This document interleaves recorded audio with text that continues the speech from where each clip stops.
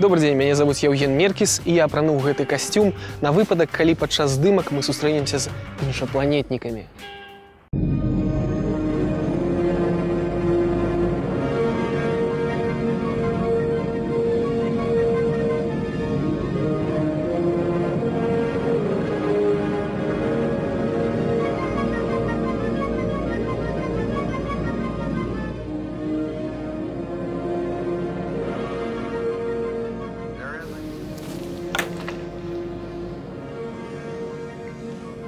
У ближайшие 20 хвілін праграмы «Гомель офлайн» вас чакае падарожжа па містычных мясцінах нашага горада. Гомель – надзвычай чароўнае месца, дзе могуць здарыцца самыя неверагодныя і невытлумачальныя рэчы.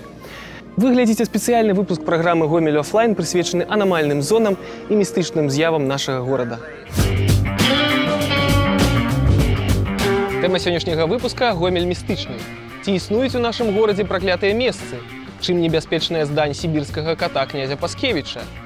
Дзе можна ўбачыць прывід алкаголіка Сініцкага? На гэтыя і іншыя пытанні адказвае літаратар Уладзіслаў Ахроменка. Вітаю вас! Вітаю! Уладзіслаў Ахроменка нарадзіўся ў Гомелі ў 1965 годзе. Беларускі пісьменнік, кінасцэнарыст і драматург. Ягоныя творы перакладзеныя на ўкраінскую, чэшскую і польскую мовы. Адна з першых кнігаў прозы Уладзіслава Ахроменкі пад назвай «Здані і пачвары Беларусі» выйшла ў 1994 годзе у суаўтарстве з Максімам Клімковічам. Мы праглядзелі кароткую прэзентацыю біяграфіі Уладзіслава Ахроменкі, з якой вынікае, што вы нарадзіліся і даволі працяглы час жылі ў Гомелі. Уладзіслаў, наколькі справядліва абвінавачваць Гомель у тым, што ён занадта стэрыльны ў плане містыкі? Ну, Гомель – адзін з самых старых гарадоў Беларусі. Першая згадка 1142 год. І ясна, што за гэтую амаль 900-гадовую гісторыю горада тут склалася шмат сваіх міфаў, паданняў, апокрыфаў. Таму што людзі, якія тут жылі, яны сутыкаліся з рознымі там рэчамі, якія яны не маглі растлумачыць. Яны назіралі розныя гісторыі, якім таксама давалі нейкія свае тлумачэнні. От гісторыі гэта ёсць розныя, трагічныя і вясёлыя, і містычныя. Пра адну з такіх гісторый я от зараз раскажу. Гісторыю я то ведаю сваёй бабулі, карэннай гамельчанкі таксама, як і я. От ведаеце, да вайны ў Гомелі піякаў амаль не было. На весь Гомель іх можа было, ну, можа, чалавек 10-12, і ўсіх іх ведалі твар. І от на цяперашняй вуліцы Савецкай быў толькі адзін п'янтус, такі от кравец Сініцкі. Ось то это быў такі вельмі скандальны чалавек, агрэсіўны, напіваўся, біў шыбы суседзям, скандаліў, там выманташваў з іх грошы на выпіўку. Ось, і от аднойчы суседзі прыходзяць, і от глядзяць, ён ляжыць просто сінелы бутой баклажан. Ну, суседзі ўзрадаваліся, все, ну, вот нарэшце памёр. Ось, выклікалі фельчара, от на тыя часы, это 30-е гады, першая палова 30-х гадоў. Не трэба было ні міліцыю выклікаць, нікаго. Просто фельчар даваў пасведчанне аб смерці і ўсё. Ну, от выклікалі яны гэтага фельчара, замовілі труну першай пралетарскай пахавальнай канторы Вітаўтава, такі быў гомельскі падпольны мільянер. Ось, ну і ў той жа дзень яго пахавалі. Ну і ўсе от радуюцца, ўсё от нарэшце. Нема гэта алкаголіка. А пахавалі яго на могілках, там, дзе цяпер стаіць касцёл, каля аўтарэмзавода на Савецкай. Ну, як і мае быць. Потым высвятляецца, што ўсё ж такі алкаголік Сініцкі не памёр. Он проста быў мяртвіцкі п'яны настолькі, што от ніякіх прыкметаў жыцця ён не падаваў. Ну, чалавек прачынаецца, прабачце, з дзікага бадуна, недзе ў труне, не разумее, што з ім адбываецца. У нейкі цуд там пад раніцу ён вылазіць з тае труны. Яго ўжо практычна не існуе, таму што ёсць даведка, што ён памёр. У хату яго не пусцяць, таму што нябожчыка ў хату не пускаюць. Ты что, не видишь, что я живой? Я не могу вас видеть, вас не существует. Ну, хочешь меня потрогать? Нет, не хочу. Ёсць два працягу гэтай гісторыі. Паводле першай версіі, гэта чалавек проста вот звар'яцеў, там бегаў, выманташваў грошы на выпіўку, казаў, што ён там пабываў недзе ў пекле, яго там смажылі д'яблы на патэльні, і от дайце мне грошы, таму што мне страшна. Паводле другой ён абсалютна кінуў піць. Гаспадар Уладзіслаў, сярод персанажаў вельмі шмат гомельскіх істотаў. Гэта тапелец, які помсціць выратавальнікам за паклёпы. Гэта прывід сібірскага кота князя Паскевіча. Гэта вусаты чорт, які спакушае пісьменнікаў. Як мы бачым, у Гомелі надзвычай багата матэрыялу для даследчыкаў паранармальных з'яваў. Глядзім рэпартаж пра гомельскіх паляўнічых на прывідаў і прышэльцаў.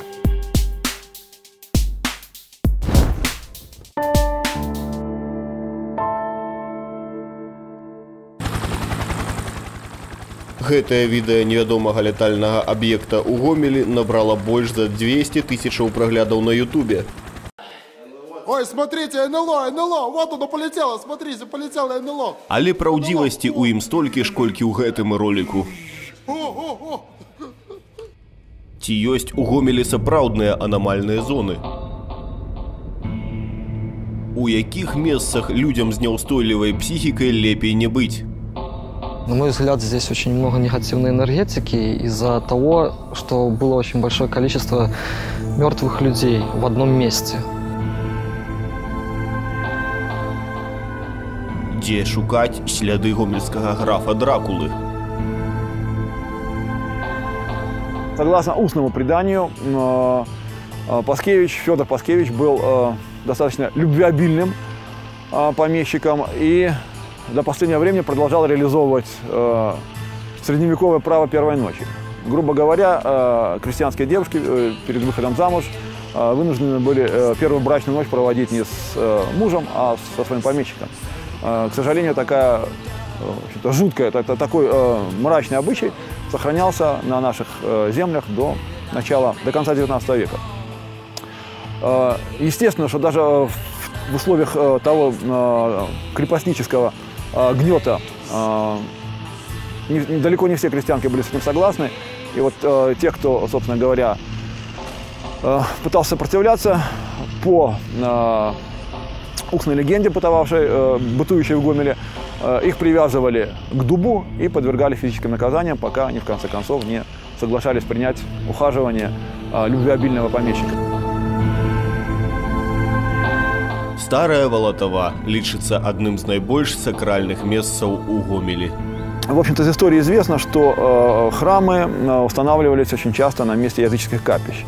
И вот то место, где сейчас существует Николаевская церковь, построенная по проекту архитектора Джона Кларка в 1840-х годах, это место, в общем-то, вполне могло подходить и под отправление неких дохристианских культов. По крайней мере, находки древнего периода, неких изделий, они известны гомельским археологам. 30 гадоў таму на дне Валатаўскога возера быў знойдзены драўляны ідал, якому маглі пакланяцца нашыя продкі.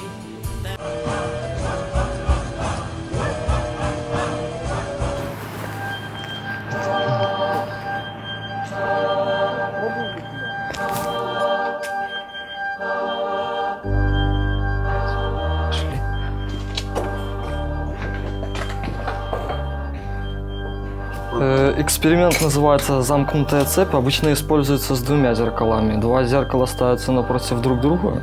Они делают зеркальный коридор. Вот. Зеркало способно улавливать некоторые цвета, которые недопустимы глазу человеческому. Фотоаппарат легко их обнаруживает. И если наблюдаются какие-то оптические возмущения, может быть, даже и магнитные, инфракрасное излучение, то фотографируется отражение зеркала какого-либо места.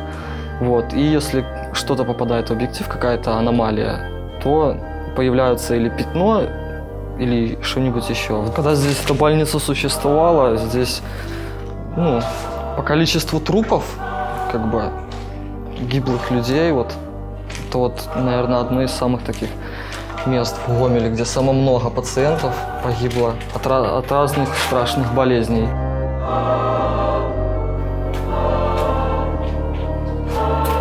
Это же и есть комната. А здесь маленькая комнатушка, как уборная какая-то.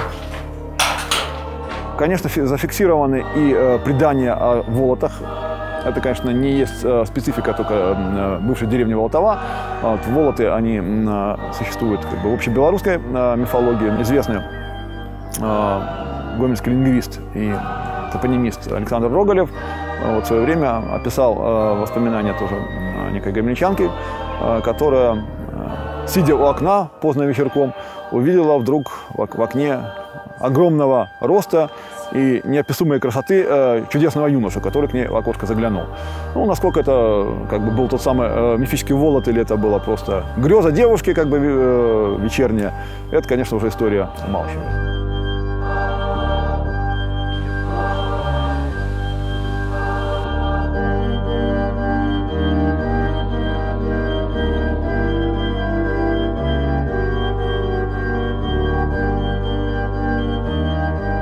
Когда происходило освобождение крестьян в соседней деревне Поколюбичи, князь Федор просто их обманул землей, а когда они посмели жаловаться царю, то подверг их физическому наказанию в виде порки на конюшне. Да? Вот, те самые конюшни, которые мы здесь можем видеть, примерно в таких условиях и происходили, примерно в таких помещениях происходили физические наказания провинившихся, в кавычках, с точки зрения Паскевича, крестьян. Наш город, не скажу, что очень богат на эти явления. Вот в Старой Волотове там есть какое-то геопатогенное место, которое недавно, можно сказать, открыли. Вот мы будем проводить исследования в нем этой осенью точно, и сможем уже точно сказать, что там именно находится. Природа, возникновение интереса к такого рода объектам, как НЛО, призраки, сверхъестественные и паранормальные явления, она, в общем-то, с моей точки зрения, обусловлена вещами более простыми. Вот. Человек в кризисные периоды стремится, с одной стороны, как-то скрасить свою жизнь различными фантастическими картинами.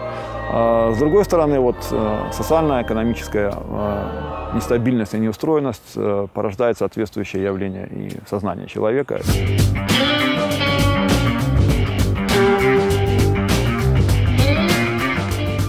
Вы глядзіце праграму «Гомель офлайн» на тэму «Містычны Гомель». У нашым горадзе назіраецца надзвычай вялікая канцэнтрацыя нячысцікаў на квадратны метр. Ці многія гомельцы сустракалі незвычайныя з'явы ў сваім жыцці? Глядзім апытанне, зробленае на вуліцах нашага горада.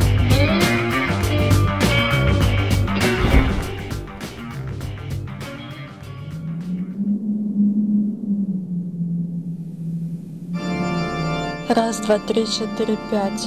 В доме мертвяки не спять. Гэта частка лічылкі, якая была прыдумана ў дачыненні да аднаго старога закінутага дому ў раёне манастырка ў Гомелі. Гамельчане казалі, што ў тым месцы можна было ўбачыць таямнічых прывідаў. Калі прывіды сапраўды існавалі, напэўна, найлепшым месцам для іх быў бы вось гэты дом. Цікава, а ці сутыкаюцца з паранармальнымі з'явамі гамельчане? Я лічу, што кожны чалавек у сваім жыцці сутыкаўся з незвычайнымі паранармальнымі справамі. Напрыклад, кожны ў хаце губляў свае рэчы і потым нечакана іх знаходзіў у тым месцы, якім яны і павінны былі быць. Як кажуць старыя людзі, шорт, пажартуй і вяртай. Таму я ўпэўнена, што нейкія такія дамавыя духі і нейкія істоты вакол нас паўсюль ёсць. Часов, наверное, в 12 было так вот. Все спят, тишина, никого нету. Я уже ложусь спать, уже засыпаю и слышу что-то дыхание рядом. Хотя вроде бы-то родители спят далеко, их не слышно. Конечно, стало страшно. Я включаю музыку получается в наушниках, ничего не слышу. Потом пауза и бац, снова дыхание повторяется. Я потом уснула. Другой был случай тоже. Ложусь спать, открываю глаза. Получается, в комнате темно, ночь, то же самое. И передо мной стоит мужской силуэт. Да. Мне, конечно, стало страшно, я глаза закрыла. Я, получается, снова просыпаюсь, никого уже нету. Рассказывал сосед, что встречал на стоянке, на автостоянке, НЛО ночью видел. Ночью? А як оно выглядало? Вроде как летающая тарелка летела в небе. Но он только хотел позвать, сказать, и тут же она испарилась вроде как в неизвестном направлении, исчезла. Мне подруга один раз рассказывала, у них в доме соседка выше, у них такой дом странный чуть-чуть. Она один раз рассказывала, что у нее маленький ребенок, вот он в зале играл. И, в общем, так как-то получилось, она говорит, ну, почувствовала что-то неладное. Просто пришла, ребенка забрала, только на руки взяла и люстра упала. Вот. Ну, если говорить о встречах со сверхъестественным, то, например, вот моя жена, она как бы постоянно сталкивается со сверхъестественным. Когда она ночует одна дома, например, ее посещают какие-то домовые, не посещают, вот. Просто ее кто-то постоянно беспокоит, хватает за ноги, за волосы. Она говорит, что это какие-то духи. Она даже говорит, в детстве видела один раз домового, когда он пришел, сел ей на грудь и начал душить. Вот. Все это бывает не в полнолуние, в любые дни, просто когда она одна дома. И вот с тех пор она спит со светом, вот такая вот встреча со сверхъестественным. Як вядома, нячысцікі часта абжываюць месцы, дзе калісьці адбываліся жудасныя падзеі. Не кожны гараджанін сёння прыгадае, што адбывалася ў сутарэннях колішніх белых казармаў, таму што на іх месцы ўжо здаўна знаходзіцца фабрыка 8 сакавіка. У адноўленым доме камуны сёння прадаецца элітнае жытло. А якія вусцішныя гісторыі звязаныя з домам камуны? Ну, давайте, может, про белые казармы, про фабрику 8 сакавіка, лепш скажу. Вот мало кто ведает, что под фабрикой знаходзіцца цэлая сістэма сутарэнняў і бомбасховішчаў. Прытым бомбасховішчы ў 44-м годзе апошні раз была моя маці. Першая, калі была авіаналёт нямецкі, она там хавалася. У белых казармах на месцы цяперашняга 8 сакавіка было две вельмі адыозныя арганізацыі – НКВД і Гестапа. І вось, наколькі я ведаю, калі ў 70-х годах пачалі рамонт у гэтых сутарэннях, пазнаходзілі процьму шалаейшых пустак. А што тычыцца дома камуны? Дом камуны ўвогуле ён планаваўся як такі вось гомельскі аналаг маскоўскага дома на Набярэжнай. Ось, там будаваць яго пачалі ці не на пачатку 20-х гадоў, будавалі гадоў 10. І от планавалася, што там будзе жыць гомельскае чыгуначнае начальства. Ось, і для начальства ясная справа, там амаль цэлы квартал, дзе гэты дом камуны месяца, там все пазносілі. Ось, а раён там вельмі цікавы, это вот гомельскі раён каля чыгункі быў пераважна яўрэйскі. Скажем, вот насупраць праз вуліцу Замкавую Леніна зараз была цырульня Боруха Мельніка. Крыху далей, за домом камуны, там была синагога, там была крама Плесецких, это дядька Майи Михайловны Плесецкой балерины, она з Гомеля, канцелярских приладов. И вот далей уже, где дом камуны, там был дом раби. И вот коли дом камуны пачалі будаваць, гэты дом просто зруйнавалі, рабі выгналі, і вот ёсць такая гомельская легенда, што той рабі просто звар'яцеў і пракляў і дом камуны, і будаўнікоў, і гэтае месца, і ўсё, што там будзе збудавана, і ўсё, што усіх, хто будзе жыць. Потым, калі ўжо дом камуны пачаўся будавацца, процьму людзей вот падчас будоўлі, это уже бацька мне мой расказваў, скалечылася, яны валіліся з вокнаў, з дахаў, там іх прыціскала нечым. В 37-38 годзе, напэўна, нізводнага гомельскага дома не пазабіралі в НКВД столькі людзей, колькі з дома камуны. Потым падчас вайны, я ведаю, ён згарэў, потым яго аднавілі. На пачатку 80-х гадоў я ў тым доме камуны быў. Это был страшный бомжатник, страшный гадюшник с бомжами, прусаками, клопами, некими гандлярами самогонкой. И, напэўна, больш самогубстваў на ўсім праспекце Леніна, чым доме камуны, не было. Ну вот я не ведаю, ці это варта списывать на праклён таго звар'яцелага рабі, ці это нейкі такі дзіўны збег абставін. Але вот факт застаецца фактам, і кожны, хто можа не дае мне веры, можа падняць статыстыку па доме камуны і пераканацца ў тым, што это праўда.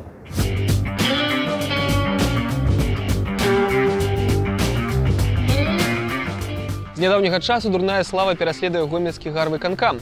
Тое цягам паўгода няма ягонага старшыні, але горад без яго працуе спраўна. Тое некаторыя трапляюць за краты, а для некаторых знаходжанне на высокай пасадзе наогул становіцца небяспечным. Мы ўжо пачынаем хвалявацца за нашых чыноўнікаў.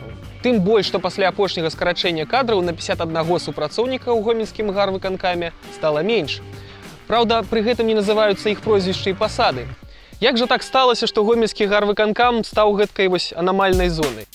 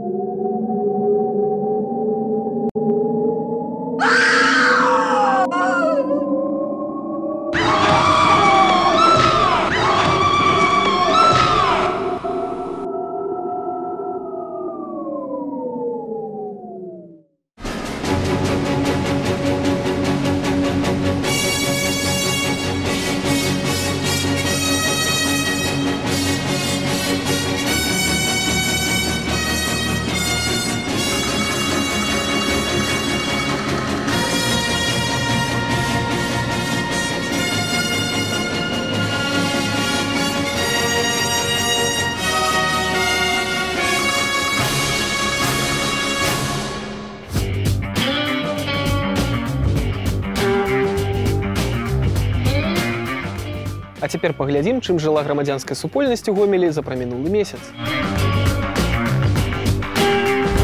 Маладыя людзі з усіх куткоў Беларусі з'ехаліся ў Гомель на нефармальны фэст «Мова моладзі». Рок-н-рол, рэгі, рыцарскія турніры, дуэт акардыяністак. Усё гэта можна было пабачыць падчас арганізаванага на прыродзе канцэрта. Арганізацыя фэста адбывалася праз сацыяльныя сеткі уласнымі сіламі і сродкамі гомельскай моладзі. Жыхары Гомеля далучыліся да кампаніі «Тыдзень палітвязня». Паштоўкі са словамі падтрымкі падпісваюць удзельнікі бардаўскага канцэрта і грамадскія актывісты. У беларускіх турмах знаходзіцца 12 палітычных зняволеных. Менавіта з Гомеля вырашылі распачаць сваё падарожжа на гістарычную радзіму беларусы Прыбайкалля. Многія з іх упершыню наведалі Беларусь. У Іркуцку пражывае адна з найбольш заўважных беларускіх дыяспараў. 2 кватэрнікі за 1 месяц, адзін з якіх інтэрнацыянальны. Меламанаў Гомеля парадавалі гэтым разам выступамі італьянскіх бардаў Джипсі Руфіна і Матэо Тэго, гомельскага музыкі Віктара Спраўцава і госця з Мінска Сергея Башлыкевіча. 16 жніўня адзначаецца Сусветны дзень абароны бадзяжных жывёлаў. Гомельскія валанцёры плануюць з гэтай нагоды шэраг мерапрыемстваў, мэта якіх прыцягнуць увагу грамадзянаў да праблемы бадзяжных котак і сабак. Вы глядзелі праграму «Гомель офлайн» на сайце «Моцных навінаў». Падзякуем пісьменніку Уладзіславу Ахроменку за тое, што ён знайшоў час на сустрэчу. Адсочвайце анонсы далейшых выпускаў. Усяго вам найлепшага.